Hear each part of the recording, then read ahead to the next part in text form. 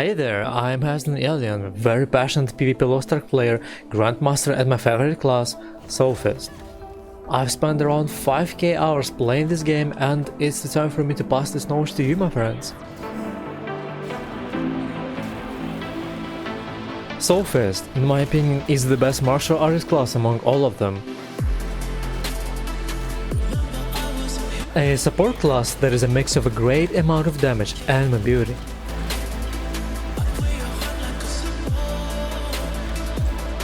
Today we're going to break down the Soul subclass. Make sure you stay to the end so you don't miss anything important.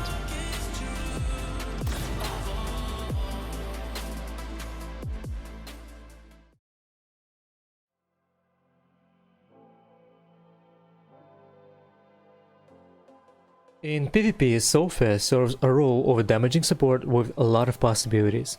This class is universal, it can vary his game style depending on the situation.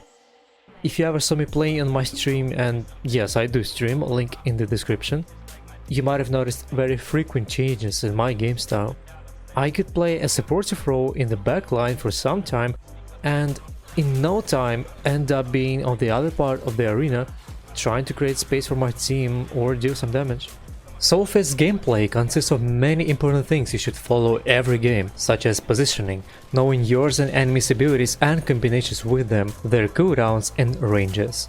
Overall, all this makes your macro gameplay. Also, with the time and hours played, you will build your micro gameplay, which consists of small elements that could potentially turn the tables in specific situations. I will share them with you today, but remember, you will not become Grandmaster right away and you still have to gain better knowledge through competing. Most of your abilities are middle long ranged ones, and same goes for the ultimate. This makes you a perfectly ranged fighter that has to stay behind his teammates and find the right moment to offer help. This doesn't necessarily mean that you must be an all-time backliner. To realize your damage, you will have to get closer to the enemies eventually. You could say that Soulfist has a layered game style, where first of all it's about controlling enemies from the distance, remembering who has spent Spacebar or rule, or important abilities, and only then trying to do some damage. Now I would like to talk about Soulfist's identity, the hype. Just in case you didn't know, there are 3 hype levels: bigger the number, stronger the effects, lesser duration and bigger the cooldown.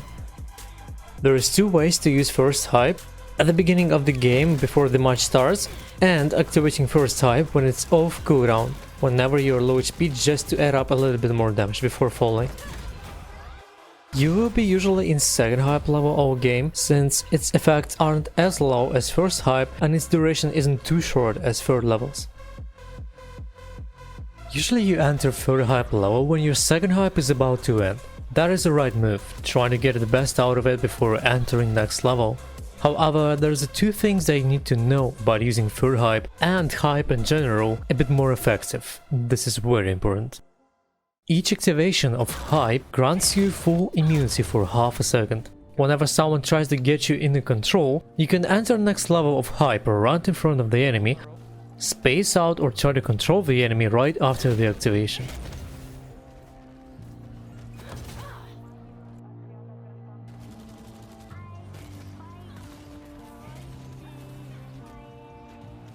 That is one way of realizing your hype. Also, you can knock the same enemy twice, so he or she can't use roll, and then enter third hype. From there, either do the basic combo or realize your damage and abilities, I will be talking about all of this later, or re-knock the enemy and ult into him right away. Another important moment is about specific timings for your third hype activation, those being 160, 80 and 20 seconds to the match, plus minus 10 seconds. That way you make sure you enter third hype at the end of the match and do a lot of damage, having that last 30 seconds of the match buff.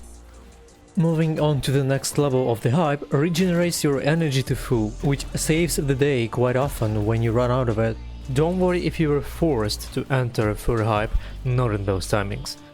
It's worth it if it saves you and changes the outcome of the match.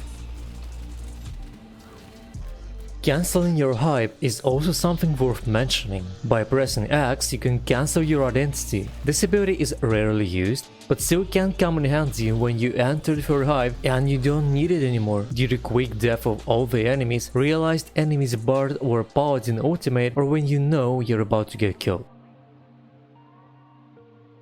Before I move on to skills and combinations, it is highly recommended to watch a video of my dear friend Lina that explains all kinds of control in this game so you understand my explanations clearly. And keep in mind, Tier 1 is Paralysis, Tier 2 is a push, Tier 3 is a stun, Super Armor is a push immunity. Most of these crap cooldowns are going to be noted in the measurements of being in the second hype and affected by Swiftness stat, which reduces cooldowns of abilities, so keep this in mind. Now that I mentioned stats, as a Soulfist you must run 750 Swiftness, 249 Domination, since most of your combinations are going to be realized through push or stun, and 1 crit to have a chance of a crit.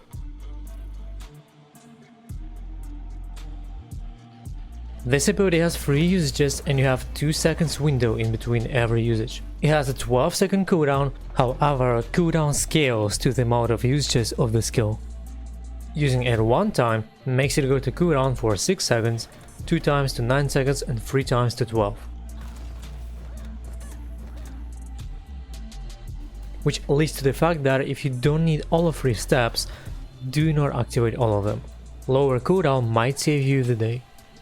This skill has a paralysis effect when connecting to the enemy, and the skill itself has a paralysis immunity. You cannot get into the control of a paralysis, however, after the usage of a step, in this 2-second window you are not protected from the paralysis. Only spamming all 3 of them will help you protect yourself from being controlled with Tier 1 in case of need. When you push an opponent with some ability, you can juggle the enemy in the air with flash steps to keep them in control as much as needed. In PvP it has 2 meter plus, self buff and mana reduction trapped. Quick note, on self buff, each activation will give you 10% buff to attack power for 3 seconds and can get to 30% after 3 steps, which gives you the most damage potential in the upcoming combos. Here you can see the damage difference after using 1, 2 and 3 steps.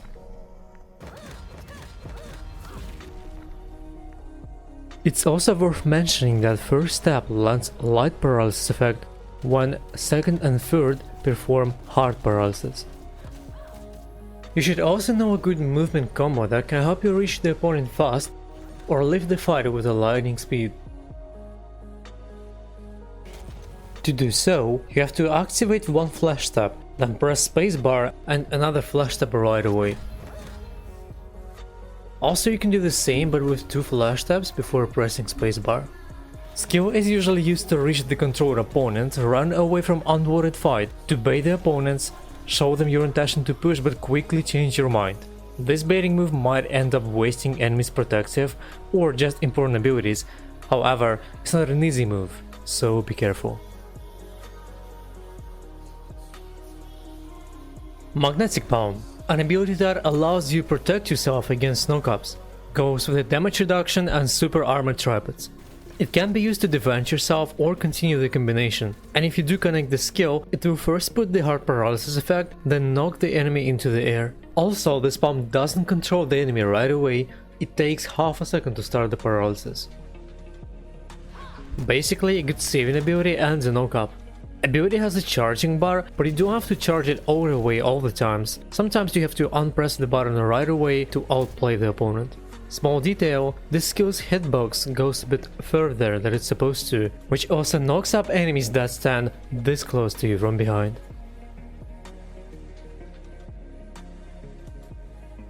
Deadly Fingers is the first damaging ability in this list. It has a medium range, allows us controlling the enemy with light paralysis or keep them in the air after a knock-up skill.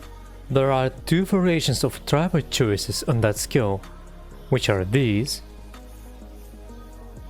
or these. Fire Trapper allows you to put the fire effect on the enemy for 7 seconds, which does an additional damage somewhere around 20% of damage of the skill. Freezing Trapper gives your enemy a 30% movement speed debuff for 8 seconds, which is actually insane and might help you and your teammates catch an enemy a bit easier. You can pick whatever tripod you want to play with. Both are great, but for myself I have decided to usually play with the fire tripod to have a bit more damage, and sometimes with freezing tripod whenever scrims or tournament matches are happening. Skill's description states that it does plus 30% more damage to airborne foes, but don't get distracted with it, since you won't be able to realize this ability that way every time, which is why you should not take plus 50% damage to airborne foes tripod. Skill has no armor, so be careful realizing it and make sure there is no one to interrupt you or you have someone covering your back while realizing the ability.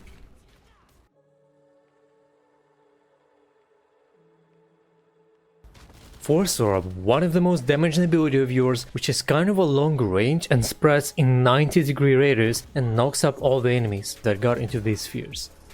Goes with a cooldown, damage and 3 waves trappings. Quite an annoying ability, should I say. Could be used to create space for your next move or for your team, or to put the skill into the combination. Keep in mind that this skill does the most damage only when all 3 orbs hit the enemy. No armor on this ability as well, so try to realize it either when you catch someone in the stun or paralysis, or with a safe distance between you and the enemy.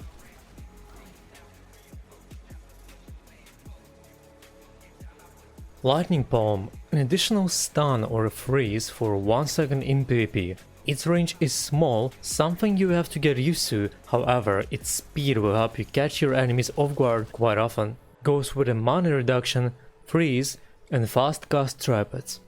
Quick tier 3 control with a medium cooldown. I'm playing with it every time because it has proven its usefulness in many battles. No armor on it as well, and if there was, it probably would have been kind of OP.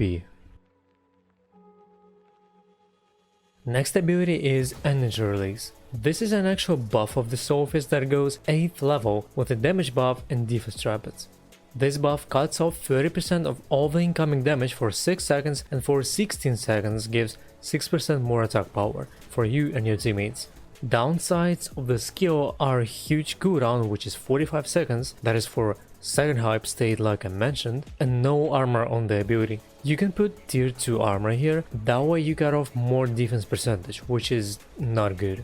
The perfect moment for you to activate Energy Release is when you see your teammates clashing in the front line. Anytime they can get a stun or other controls and lose HP. With the Energy Release on, they're going to lose less HP than they would have without it. Again, make sure there is no one to interrupt you while performing this ability, because if you get in control while doing so, the only thing you get is a huge cooldown and broken nose probably.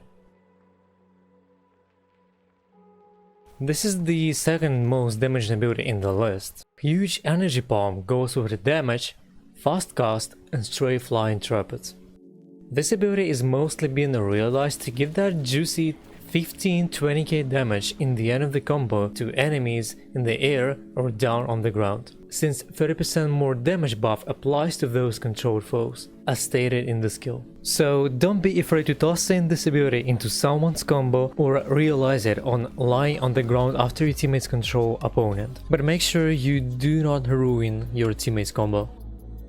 Sometimes you want to use this ability to keep an enemy in 1 second paralysis if you don't have any continuation, or you really need that 1 second to realize another skill that has 1 second cooldown. And by the way, it applies hard paralysis effect when connecting to the enemy. No armor, again, so be aware of that. Quick note, more ranged tripod is not that useful for Soul Fist. You do acquire more range control, however, for that you have other abilities and you don't have much of damage at once. You know, at the end of the day, damage is a key to success, through control, of course, but if there is too much of a control, there is less of a damage. The last ability will be the most important one of a Soul Fist, Tempest Blast. The one that serves as a safe stun for your teammates that got in trouble and as the one to start combinations with. Goes with the stun, fast cast and ranged rapids. Its cooldown doesn't really let you throw the ability left and right, understanding whether you are in the safe area or not to cast the skill, since it has no armor at all. The best timing for you to realize this ability is whenever your teammate got into the control of the opponent, but not right away, since enemy understands that you will try to save your friend and simply dashes to the side and continues the combo. Wait for a little, like shown in this example, and then perform the stun. Also, you can catch enemies off guard with this stun whenever they're just performing some ability from a long range like presented here. With more experience, you can perform it in more risky scenarios, like being close to the opponent and not being afraid of getting into control because of knowledge of abilities that enemy has spent. For Awakening, you must take Decimation Ray, because World Decimation takes up to 4 seconds to be realized. No ability of yours can buy this much control time. Plus, its damage has been nerfed a long time ago and now it's the same as Decimation Rays. Usually you don't realize Decimation Ray fully on first charge, cancelling it either right away or halfway, because you want to re-knock up the enemy once again with it to realize other abilities to deal the maximum damage, or realize as much of the ray as you can before the enemy stands up. Now let's move on to combinations. First and the most important combo of yours is when you catch an enemy with a Tempest Blast and you want to close the gap between you and the enemy using flash taps and spacebar combo. Amount of flash taps depends on the range between you and your foe, but usually it's 2 taps and 1 spacebar. After you are done with the movement and you paralyze the enemy with your flash tap, you must do the instant combo of Force Orb and Heavily Squash, and then you use your last step to go back. This combo is instant and does not include Deadly Fingers because you will most likely get controlled while performing the skill. This instant combo of Force Orb and Heavily Squash takes less than 2 seconds, while full combo takes more than 3, meaning that you become a target to catch for 1 more second. So Force Orb plus Deadly Fingers plus Heavily Squash is a second combo for a situation when your enemy is alone or his teammates can't help your victim due to lack of saving abilities, so you have to track these abilities and understand when to do full combo. Third combo will include the Awakening into it, and its strategy is to catch an enemy who's lost his role and knock him up again, re-knock up with Magnetic Palm, enter third hype and realize the Kamehameha ulti. Situations can be different and you will have to improvise because your skills have cooldowns. There can be combos like Lightning Palm plus Deadly Fingers just to keep an enemy in a stagger, Magnetic Palm plus Heavenly Squash, Magnetic Palm and Deadly Fingers, Lightning Palm and Heavily Squash, and so on. Just remember that in order to realize the best possible damage in the game, you should not try to realize full combos using all the skills in battle at once every time. I rarely do that myself, and if I do, it's because I know that I'm going to be safe after doing so. I still manage to do lots of damage and impact in the game just by playing patiently, knowing how I will enter the fight and how I will exit it. Mostly that's it about combos. Like I love to say, your class, its skills and mechanics are mere tools and it's only up to you how to use it. So this is how a default working build looks like for Soulfist in 3v3 mode. Links to this one and others are going to be in description. In Team Elimination, Soulfist feels uncertain due to his reliance on the hype. Also, lack of super armor makes it hard to realize. In TDMs, you mostly acted behind your teammates, here you're on your own. The best way to outplay your opponent is either by baiting enemies' abilities by simply going back and forth and auto-talking, pretending you're throwing an actual ability. Once you have scared the enemy enough to outposition him on the map, you can realize your Force Orb to waste enemy's super armor ability or use Tempest Blast, predicting enemy's movement to catch him in stun, and play from there, always being careful and aware of certain moves. Your hype management stays relatively the same, though often I would play in first hype a little in the start, bait the enemy to attack me and enter second hype. This way I kite enemy's control and right after it's my turn to control the enemy. For this 1v1 mode, build looks relatively the same, having either Crippling Barrier or Bolting Crash instead of Energy Release, and often switching Lightning Palm to Pulverizing Palm. Crippling Barrier is a skill that summons the energy circle around Soulfist, and in the end of the animation it knocks up everyone who was in the range. It goes with a cooldown, super armor and knocking up trappers. What's also good is that you can have Tier 2 immunity on this ability. Sounds like a good protective skill, however, it also has some serious downsides, like huge mana consumption and low damage for being a 10th level ability. Usually you cancel the holding mode of this ability right away or 1 second after, depending on the situation. Even if enemy doesn't know what the circle does, let's be honest, he won't be standing in it for too long. Activating the skill takes 630 mana right away, and in case you were below that number before activating the barrier, you will be forced to activate next level of hype when you weren't supposed to regain your mana. Also, it's worth mentioning that you won't be able to regain your mana if your hype is on the cooldown, so you'll be running around the map without the ability to use any skills for 7 seconds. There is a way to reduce mana consumption, however, you won't be able to save yourself as much time as it could be possible, because of the higher cooldown now. Really a risky ability that pays off with a decent skill level of yours. You could also use this ability in tournaments when you know that you're going to play against strikers, war dancers, shadow hunters, gunslingers, devil hunters, jumpy classes that love to initiate with paralysis or push. Bolting Crash is a great fast knock-up with a low cooldown that can sometimes be unpredictable in a duel. It has 1 meter plus, buff and fast cast trapped. In some way it's a replacement of Force Orb in specific situations, meaning that you'll be knocking up enemies with this ability to realize default combo. It has no armor, so you gotta know what ability enemy might use so you can realize Bolting Crash and push the opponent.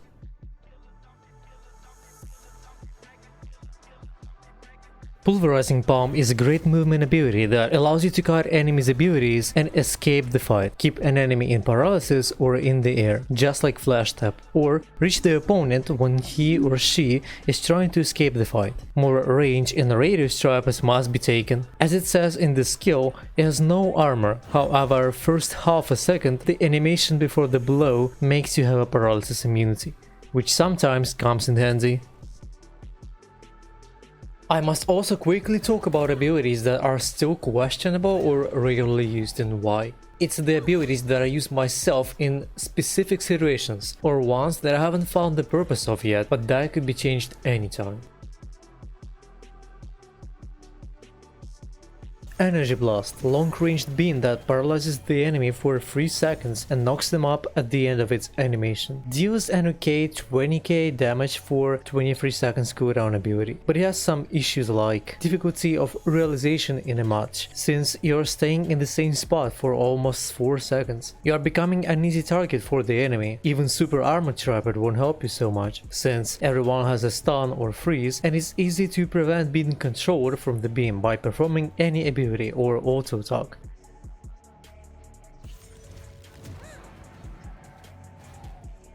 Though, first hit on the beam has a hard paralysis, but not always you're able to hit the enemy right away. Second issue is its mechanic that pushes the enemy out of its own beam and usually doesn't let you finish the last blow and knock up the enemy and realize full damage. Third issue is mana consumption. This ability is 750 mana. If you have no gates, just 1 or 2 realized buttons from you and you're AFK for 7 seconds.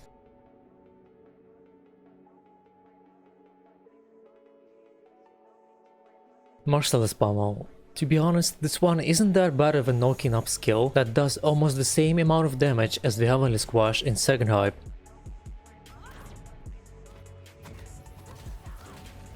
However, it lacks any kind of immunity and often can be cancelled by paralysis.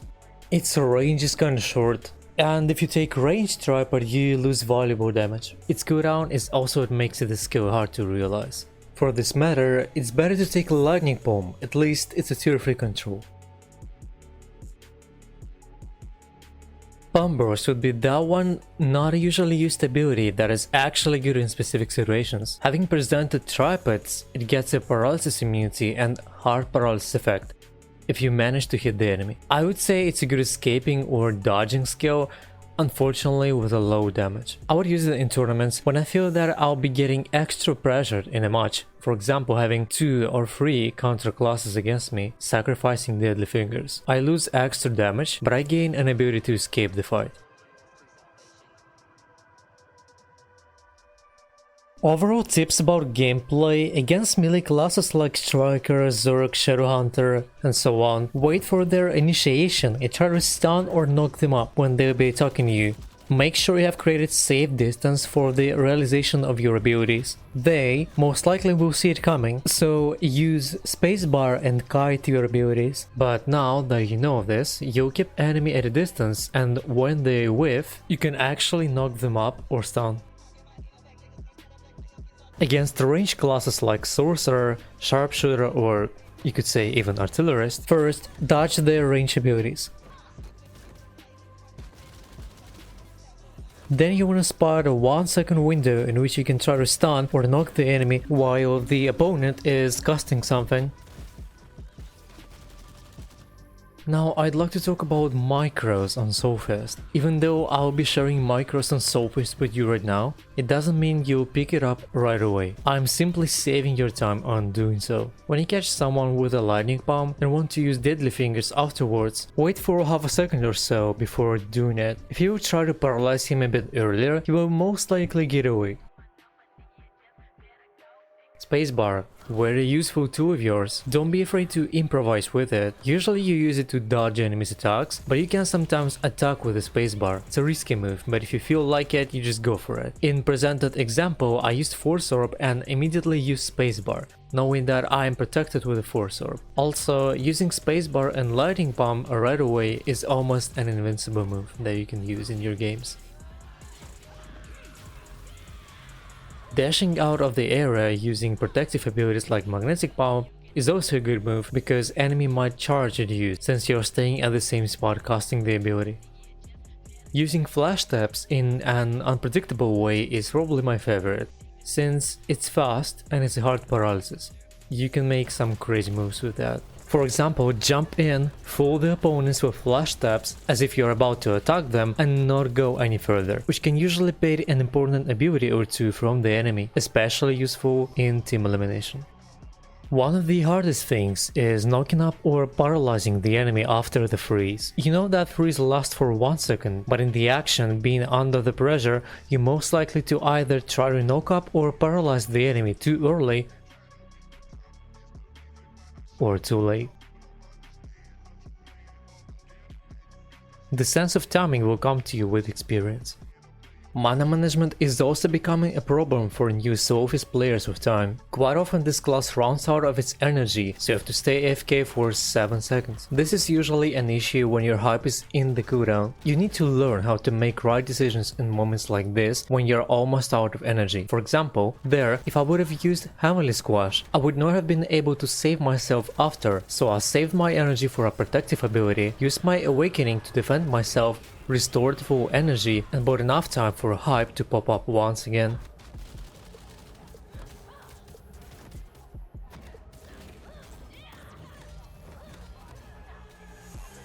About windows, doing little pauses from half a second to a second between usages of your skills is really useful not only for your energy, but for your and your teammates' damage. Here, I juggled the enemy enough for my Force Orb to come up from the cooldown and deal extra damage. For TDMs, it's also an important thing to do because you can buy enough time for your teammate to come help you deal with the guy. When you knock someone up using Magnetic Palm, you should not realize your Heavenly Squash right away. Unfortunately, enemy would be too high in the air and you will miss your important damaging ability. So, wait for a little like here and use the Heavenly Squash. Your auto attacks are much more important than you think. Third strike of auto attack hard paralyzes the enemy that isn't performing anything, and the second phase of auto attack hard paralyzes the enemy fully, as you can see there. To enter a second phase of an auto attack, you have to first do 5 normal attacks, then unpress the button, wait for a blue glow, and perform the auto attack again. I recommend performing this second phase only if you know that the enemy controlled by your auto attacks doesn't have a spacebar or fast counters like Gun Lancer's Tier 3 shield or so. Usually you want to go for normal phase by not unpressing the button when you don't have any continuation. By making the enemy stay in paralysis, you will eventually make him fall and most likely use a roll.